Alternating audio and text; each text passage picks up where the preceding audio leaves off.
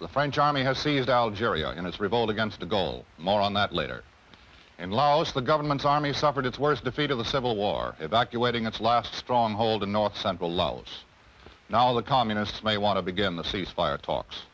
And I believe that in the 1950s, the United States can once again capture the imagination of the world.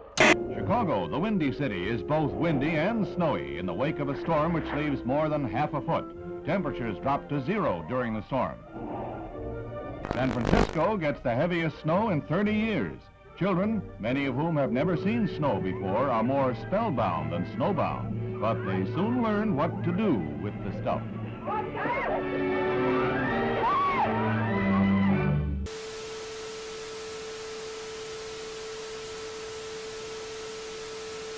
I, John Fitzgerald Kennedy, do solemnly swear that you will faithfully execute the office of President of the United States. that I will faithfully execute the office of President of the United States And will, to the best of your ability, and will, to the best of my ability, preserve, protect, and defend the Constitution of the United States. preserve, protect, and defend the Constitution of the United States. So help me God.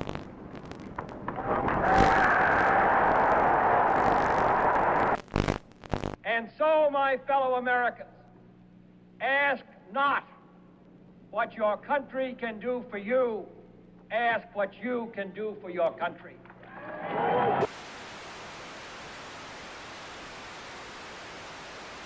British Prime Minister Harold Macmillan arrives in Key West, Florida for a conference with the President on the explosive crisis in Laos.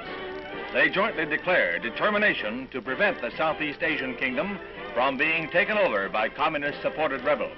Also discussed is Britain's ceasefire proposal to Moscow. Is the Soviet Union willing to agree to a ceasefire in Laos? We touched in conversation this subject. I have nothing to say publicly at this moment. The look for 61 will recall the Jazz Age, and where Paris leads, the rest of the fashion world is likely to follow. Here was a new symbol of communist ruthlessness. Overnight, East Berlin became a concentration camp, sealing in the inhabitants of that sector. Barbed wire and cement were the answers to the refugee problem. Khrushchev repeats his threat to sign a separate peace treaty with East Germany, which he claims, wrongly, rights in Berlin. Served with an order by East German authorities that all U.S. personnel must show identification before entering that section of Berlin, American troops answer with the only language the Reds seem to understand, a show of arms. Castro marks the second anniversary of his revolution with the biggest military parade ever staged in Cuba, featuring tanks and other heavy weapons from Russia and Red Czechoslovakia. Shortly afterwards, Castro demanded the United States Embassy drastically reduce its staff to 11 persons. It was the last straw in his long campaign and harassment. I believe that this nation should commit itself to achieving the goal before this decade is out of landing a man on the moon and returning him safely to the Earth. No single space project in this period will be more impressive to mankind or more important for the long-range exploration of space, and none will be so difficult or expensive to accomplish. The assault has begun on the dictatorship of Fidel Castro. Cuban Army pilots opened the first phase of organized revolt with bombing raids on 3 military bases. In Havana, Acting Foreign Minister Olivares shows diplomats rockets fired from the Cuban raiders, which he claims have U.S. marking. These charges are totally false, and I deny them categorically. The United States has committed no aggression against Cuba, and no offensive has been launched from Florida or from any other part of the United States.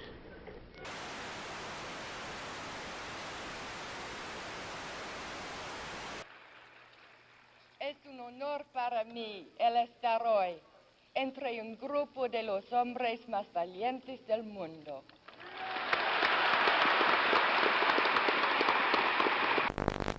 Castro gloated over his victory and told the world that Cuba was now a socialist nation and would hold no more elections. The next day, the United States officially proclaimed Cuba to be a communist satellite state. His first great success in space when the Russians pushed a man across the threshold. He was Yuri Gagarin, the astronaut the Russians lionized as the first to. It was the propaganda coup of the year. Today, this Redstone Mercury is the center of world attention as Lieutenant Commander Shepard walks to the elevator that will carry him 65 feet aloft to the capsule. It's 6:20 a.m., a moment of history. 3, 2, 1, 0.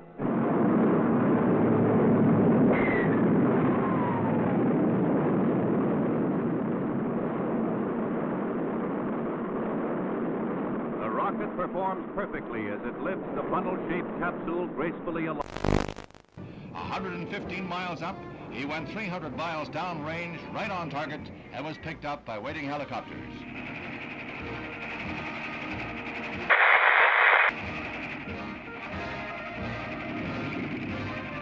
The triumph of Alan B. Shepard, U.S. space pioneer. As the captain prepared to leave the capsule, explosive bolts on the escape hatch let go, and the Mercury is lost. However, the moon gets closer.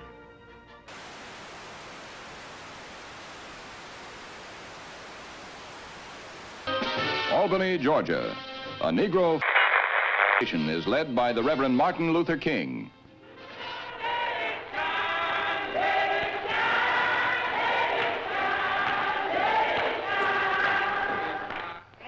And if necessary, we must be willing to fill up the jails all over the state of Georgia. Солнце. Шар превращается в колоссальный светящийся купол. Яркое свечение еще продолжается. В этом опыте оно длится необычайно долго. Страшной силы напутствует приходу ударной волны.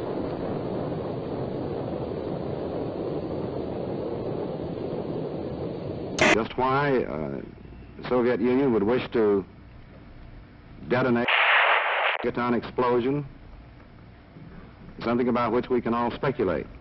At Oxford, integration at the University of Mississippi becomes a one-man crusade. When Air Force veteran James Meredith tries to register, the police lines are drawn, U.S. Marshals blocked. When university officials are cited for contempt of federal court, Governor Ross Barnett persecutes the Negro applicant. Meredith goes away, and the federal government ponders its next move. The forces increased tenfold and more. It is not enough to avert a night of rioting, leaving 2 dead, and the campus the shambles of a battlefield.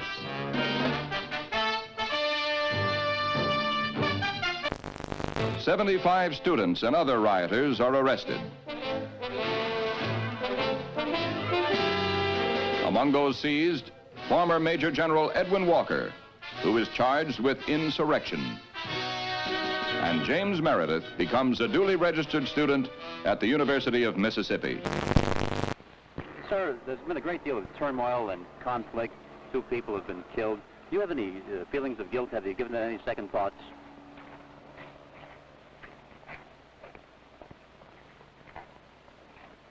I'm very sorry that anyone had to get hurt or killed. But of course, I think that's an unfair question to me. I don't believe any of you believe that I had anything to do with it. President Kasavubu is given a Leopold bill on his return from a conference of Congolese leaders in Madagascar, at which it was agreed to convert the republic into a loose confederation. The streets are jammed for a parade in celebration of the decision. But red opposition to the plan is heated, and the pro-Soviet Antoine Gazanga, Lumumba's political heir, still controls key areas and sizable armed forces. The Congo's problems are far from over. Vienna was a neutral arena for a sparring match between 2 worlds. The men who hold the power to write tomorrow's history met, smiled, and resolved no problems. The dictator and the the east and the west.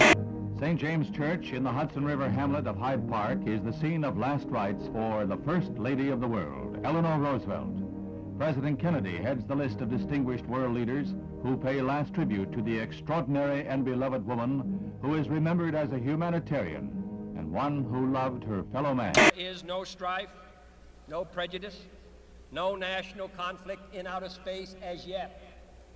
Its hazards are hostile to us all. Its conquest deserves the best of all mankind, and its opportunity for peaceful cooperation may never come again. But why, some say, the moon? Why choose this as our goal? And they may well ask, why climb the highest mountain? Why, 35 years ago, fly the Atlantic? Why does Rice play Texas? We choose to go to the moon. We choose to go to the moon.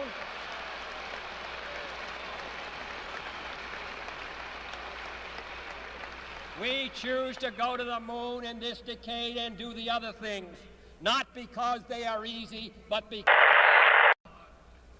that goal will serve to organize and measure the best of our energies and skills, because that challenge is one that we're willing to accept, one we are unwilling to postpone, and one we intend to win, and the others too. From the Cold War, the ground forces of NATO have been alert against the military threat of the communist bloc. Now, Honest John missiles add to NATO's striking power.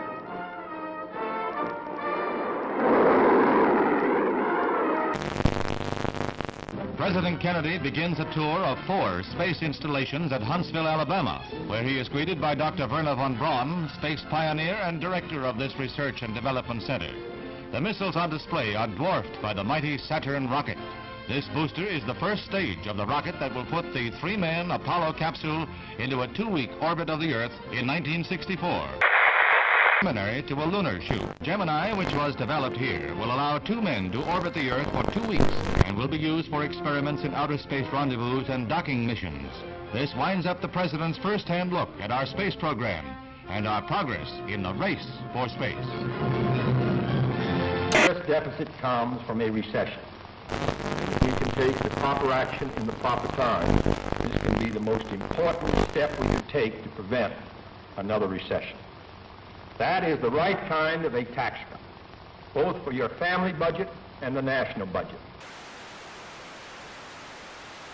Chiang Kai-shek, leader of the peoples of Free China on the island of Taiwan, heads the celebration of the 50th anniversary of the overthrow of the Manchu dynasty. 11 million Chinese, strong with their dream of someday wresting their homeland from the communists, are marking the day that saw the end of 4,000 years of monarchy in China.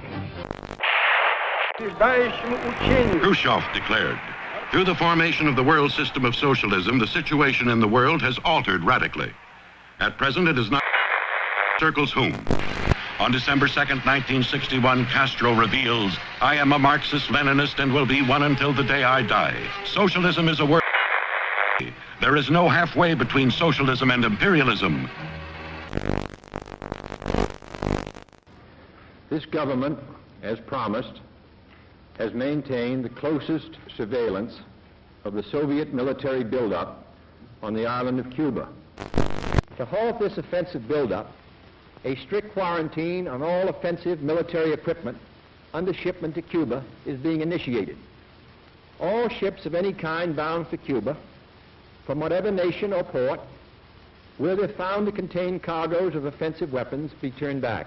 It shall be the policy of this nation to regard any nuclear missile launched from Cuba against any nation in the Western Hemisphere as an attack by the Soviet Union on the United States, requiring a full retaliatory response upon the Soviet Union.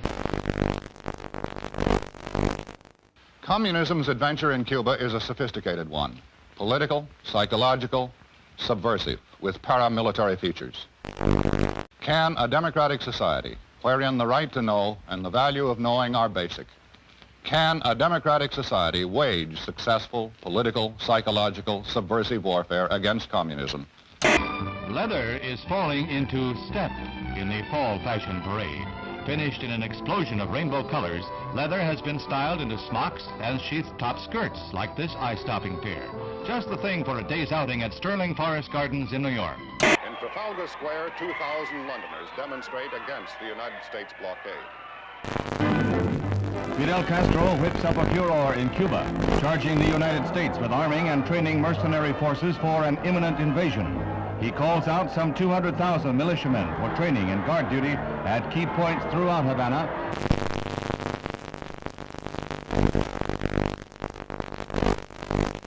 Khrushchev happily receives a gift of the Cuban flag as he lines up with a solid endorsement for the home-brewed anti-Americanism of Fidel Castro, the Soviet sole Western Hemisphere ally.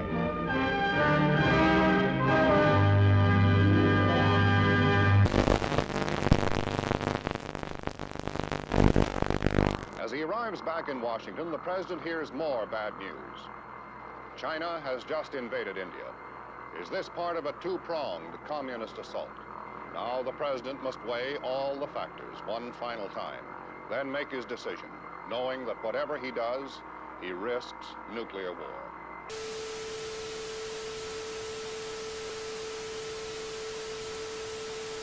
Meanwhile, the United States continues to reinforce its Cuban base at Guantanamo Bay, the naval depot that Castro wants the U.S. to give up.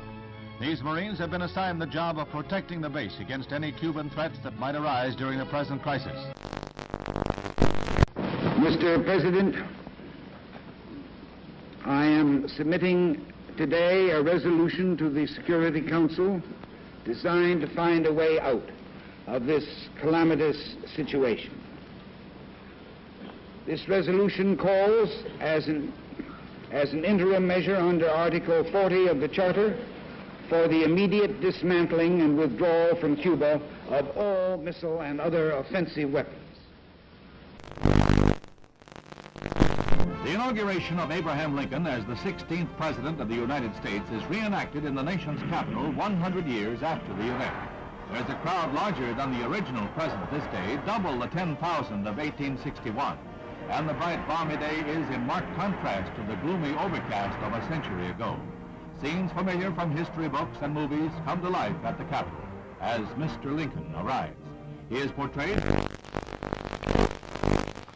The following is the letter which has just been dispatched from the President to Chairman Khrushchev. I think that you and I, with our heavy responsibilities for the maintenance of peace, were aware that developments were approaching a point where events could have become unmanageable. So I welcome this message and consider it an important contribution to peace. It urgently recommends that the United States and the Soviet Union confer promptly on measures to remove the existing threat to the security of the Western Hemisphere and the peace of the world, and to report thereon to the Security Council. Earlier today, Secretary of Defense Robert McNamara announced that yesterday's photographic surveillance of Cuba indicated that the bases were being dismantled. But with increased United States aid and instruction, Vietnam soldiers learned to fight back against the communist Viet Cong. Helicopters become a crucial weapon against guerrillas who strike, then disappear will-o'-the-wisp in marshes. Southeast Asia and Berlin are not the only hazard areas in the orchestrated struggle of the Cold War. There is Cuba, from which Bay of Pigs invaders hobble back when their ransom is paid. The President visits the big missile center at Vandenberg Air Force Base. He becomes the nation's first president to see an intercontinental ballistic missile fired when an Atlas D blasts off its pad to roar down the Pacific Missile Range in a perfect launch.